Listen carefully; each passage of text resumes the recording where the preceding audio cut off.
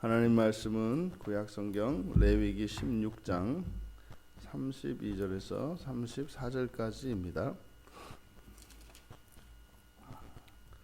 우리 같이 한 목소리로 함께 읽겠습니다. 기름 부음을 받고 위임되어 자기 아버지를 대신하여 제사장의 직분을 행하는 제사장은 속죄하되 세마포 옷 곧 거룩한 옷을 입고 지성소를 속죄하며 회막과 제단을 속죄하고 또 제사장들과 백성의 회중을 위하여 속죄할지니 이는 너희가 영원히 지킬 규례라. 이스라엘 자손의 모든 죄를 위하여 1년에 한 번 속죄할 것이니라. 아론이 여호와께서 모세에게 명령하신 대로 행하니라. 아멘.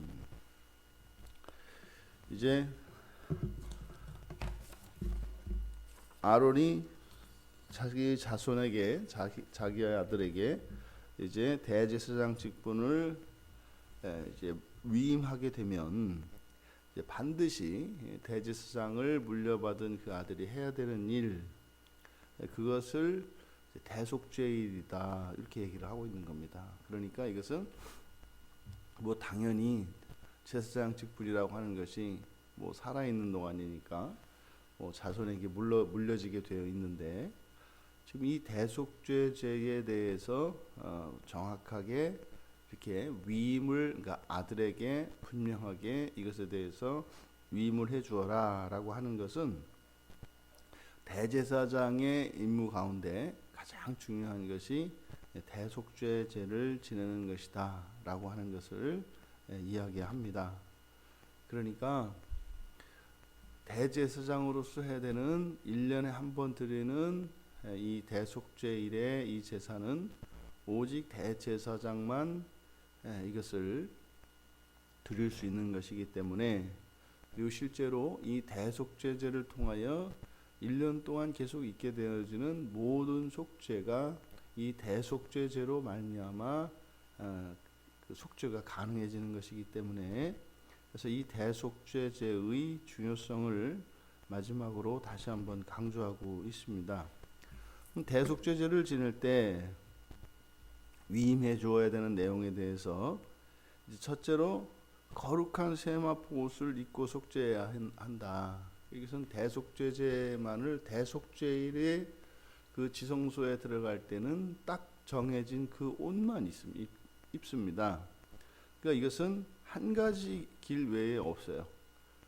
대제사장으로서 이렇게 대속죄제를 드릴 때 그 거룩한 세마포 옷을 입고 해야 합니다. 이것은 대제사장이 입는 그 거룩한 옷인 에봇이 있음에도 불구하고 따로 이 대속죄제를 위해서 대속죄제에 피 뿌리는 그 절차를 위해서만 입는 옷이 정해져 있다는 거죠.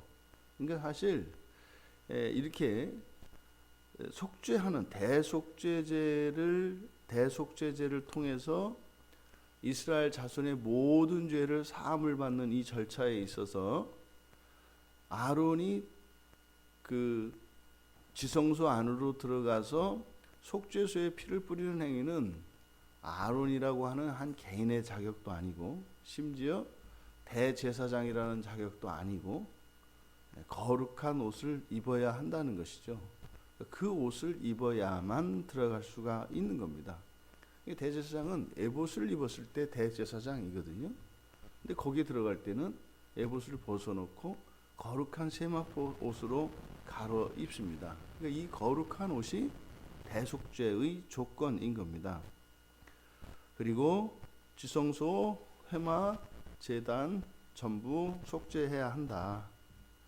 그러니까 지상에 존재하는 이 모든 신앙의 형식, 도구, 심지어는 하나님이 주신 모든 것조차도, 하나님의 인재를 상징하는 이 속죄소까지도 속죄의 대상에서 벗어나는 것은 없다.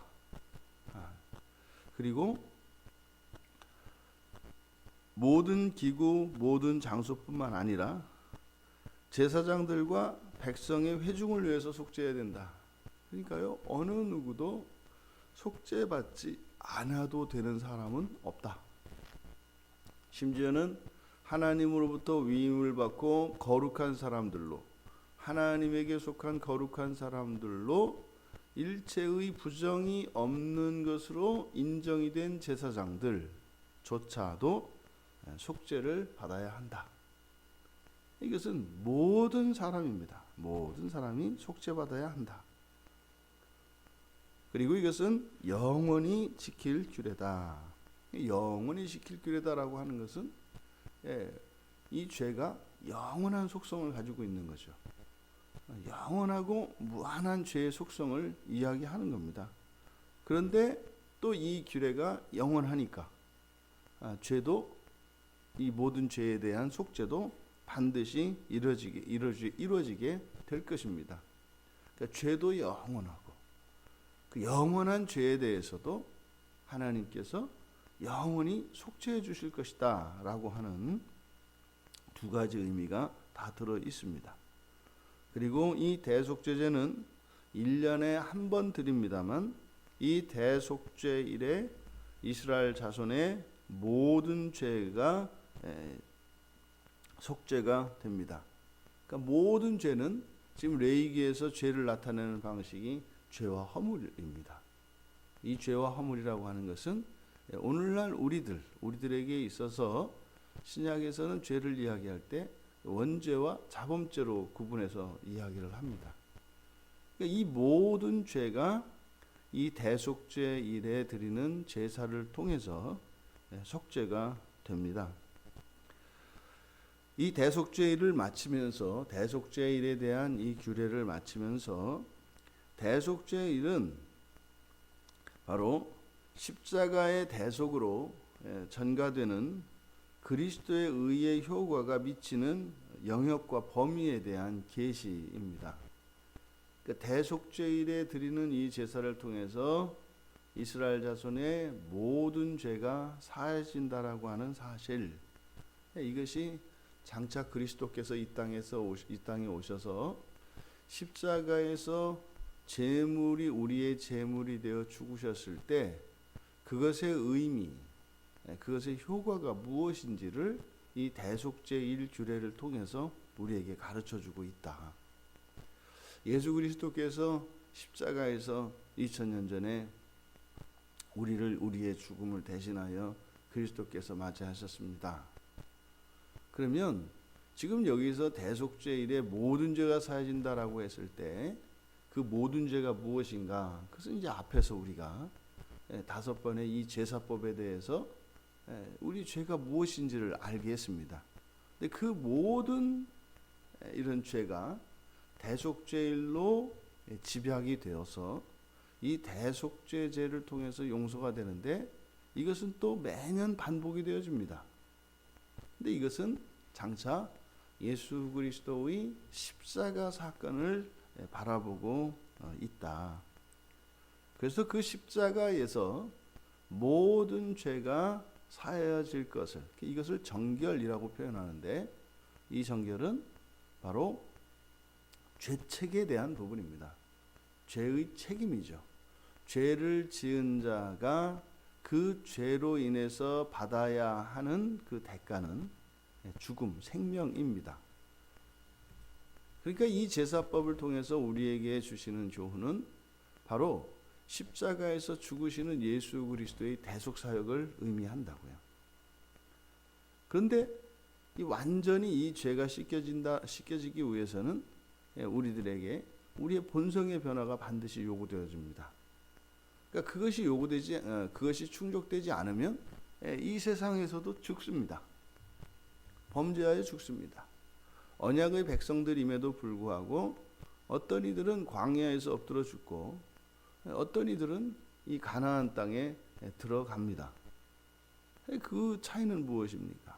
그것은 그 행위로 말미암은 것이 아니라 그 하나님의 그 말씀과 일치하지 않는 죄성 때문인 것입니다.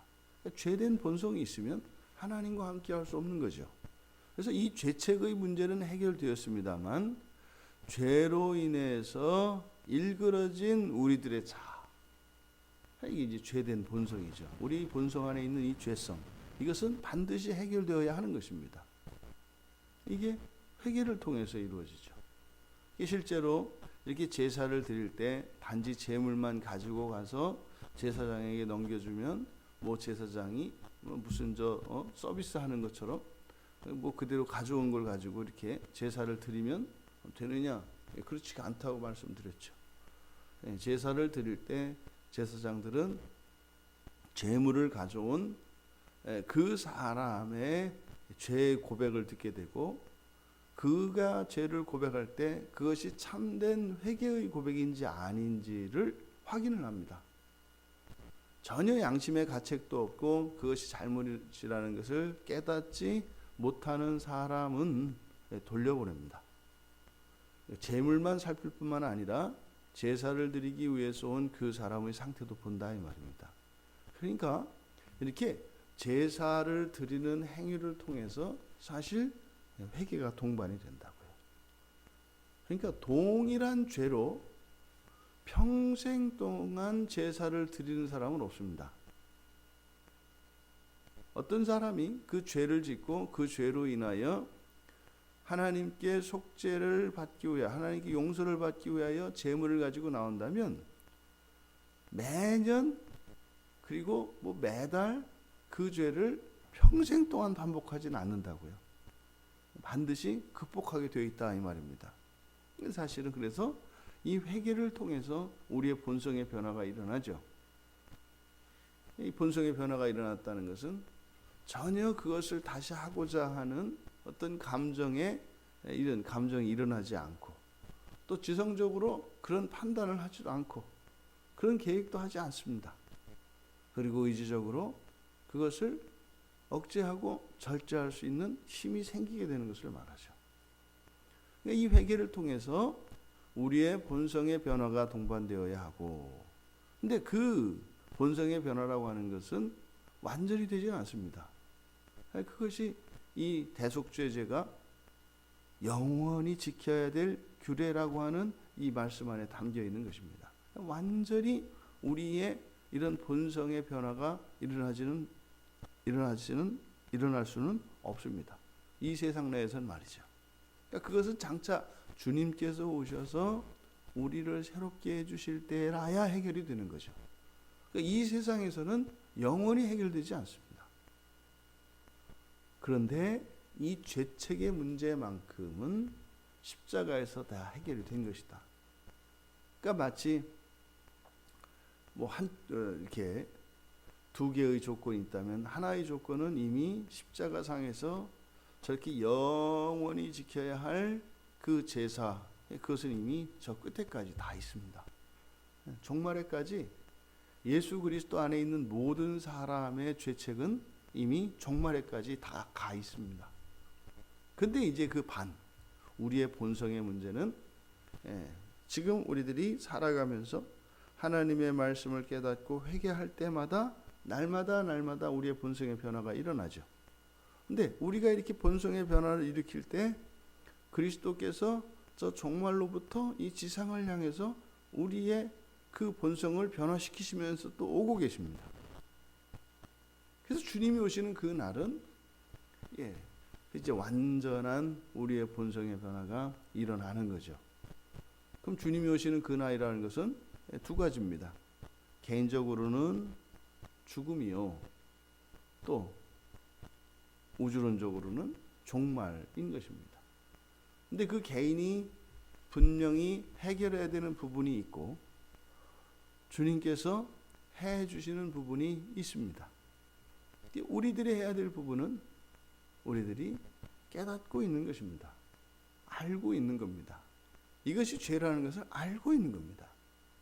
모든 허물까지 우리가 인식하지 못하는 우리의 내재된 본성의 약점으로 인한 이런 죄, 이 모든 것을 다 회개해야 되는 것은 아닙니다. 우리가 깨달은 것, 그것입니다. 있습니다. 다. 우리가 깨닫고 회개하지 않은 것, 그건 뭡니까? 하나님의 뜻과 다르다는 것을 알면서도 여전히 고집스럽게 가고 있는 그것입니다. 그것은 반드시 해결돼야 합니다. 이것이 회개를 통해서 해결이 되는 거죠. 바로 이렇게 대속죄를 통해서 우리에게 주는 그 예수 그리스도의 십자가의 사건과 또한 부활을 통해서 일어나는 이 사실은 부활 이후의 사역은 무엇입니까? 우리의 본성을 바꾸시는 거죠. 십자가에서 죽으시기까지는 우리가 죽는 그 순간까지 살아왔던 모든 날들의 죄를 대속해 주는 것이 십자가입니다.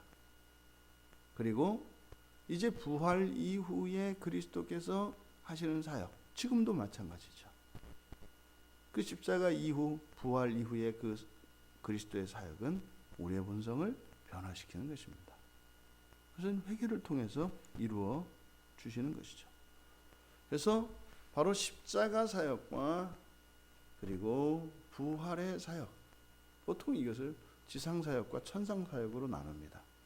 예수 그리스도께서 지상에서 하신 사역, 이것을 십자가의 대속의 죽음을 이야기하고, 그리고 천상 사역, 그러면 하늘에서, 하늘의 보좌에서 하나님의 백성들을 돌보시는 것은 그저 우리에게 편리를 제공하시고 우리 먹고 사는 문제를 도와주는 이 정도가 아니라, 가장 중요한 것은 우리가 살아있는 동안 우리의 본성을 변화시키시는 것입니다.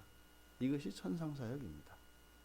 그러니 우리가 이 대속죄일 규례를 통해서 우리의 모든 죄가 완전히 사해졌다라고 하는 이 사실은 죄책에 대한 부분이라는 것과, 또 이 대속죄일 규례를 통해서 우리의 본성은 사는 날 동안 계속해서 변화되어져야 한다는 것입니다. 날로 새로워지고 우리의 본성에 이런 죄성들을 없애야 한다는 것입니다. 이것이 회개인 거죠. 하지만 마침내 이 모든 것이 끝나는 날이 옵니다. 더 이상 회개도 없고 더 이상 범죄도 없고 조금도 하나님을 거스르는 일도 없는 그 때가 옵니다. 근데 이제 구약 성경에서는 다 나타나지 않는 것이 그 종말에 대한 계시죠. 그 완성되는 그 직전까지, 바로 그 직전에 일어나는, 우리가 사는 동안 회개하지 못하였다면 회개하지 못한 부분에 대한 그 명확한 계시가 이제 요한계시록에서 나오는 거죠. 그러니까 우리가 사는 동안 의지적으로 하나님 중심으로, 예수 그리스도 중심으로, 신앙 중심으로 막 이렇게 억지로 노력해야 되는 것이 아니라, 못하게 해도 우리가 억지로라도 우리 자신을 끌어서 가야 돼요. 왜요? 그 종말의 문제가 남아있기 때문입니다. 반드시 해결돼야 합니다. 그것으로 우리가 구원을 받는다는 것이 아니라, 구원은 믿음으로 오직 예수 그리스도를 통해서만 우리는 구원을 받습니다. 그런데 온전한 구원을 누리는 것은 우리들 각자의 이 본성의 문제, 이것은 해결해야 된다고요. 만약 그렇지 않으면 하나님께서 해주십니다. 우리가 흔히 얘기하는 강권적으로 하나님이 우리의 본성을 고쳐주시는 일이 있어요. 근데 주님께서는 그렇게 하지 말라는 거예요. 자발적으로 회개함으로 주님이 오시는 그 날에 완전한 그 첫째 부활에 참여하라고 예수님께서는 우리에게 말씀해 주신 것입니다. 이것은 모든 사도들의 말씀도 공통적입니다. 우리가 그동안 그것을 보지 못했습니다. 그저 우리의 편리대로 그냥 내가 예수를 믿는다고 하면 그것으로 모두 다 끝난 것으로, 그냥 예수를 믿는다고 하는 자기 확신 안에서 그냥 교회 떠나지 않고 그저 이렇게 신앙에 걸쳐만 있으면, 그저 그냥 사는 동안만 참고 어떻게 살다 보면, 그리고 죽어서 깨어나는 그날 아침에 모두가 다 함께 할렐루야 하고 주님 앞에 설 것이라고. 거짓입니다. 심각한 거짓입니다. 성경은 그렇게 얘기하지 않습니다. 우리가 열심히 하나님을 믿고 열심히 신앙생활해야 될 충분한 동기가 있다고 성경은 이야기합니다. 그것은 바로 이 천년기간 때문에 그렇습니다. 이 천년기간에 하나님께서는 우리가 못다한 일들을 하나님께서 친히 해주실 것입니다. 근데 그 못다한 일이 없는 참된 회개를 이룬 사람과 이루지 않은 사람은 어마어마한 차이가 있습니다. 여기서 두려워할 것도 아닙니다. 그리고 담대할 것도 아닙니다. 하나님께서는 분명히 우리의 인생의 기간을 허락해 주시는데 하루를 살든 10년을 살든 50년을 살든 우리가 정녕 그 회개를 사는 동안 온전히 회개하기를 원한다면 할 수 있는 시간을 하나님께서 분명히 우리에게 주십니다. 그러니 불안해할 염려가 없습니다. 반대로 그러면 어차피 그쪽에 가서 하나님께서 해주신다면 내가 가서 해보리라 이 마음이 생긴다고요. 왜요?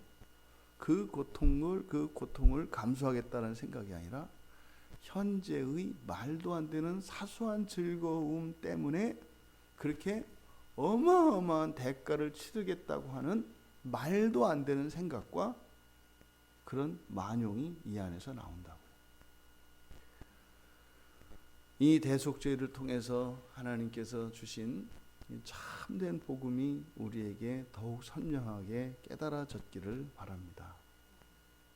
그리고 이 대속죄를 통해서 우리가 바로 대속죄일 그날, 대속죄제를 마치는 그날 그 순간에 이스라엘 자손의 모든 죄가 사라진다는 거죠.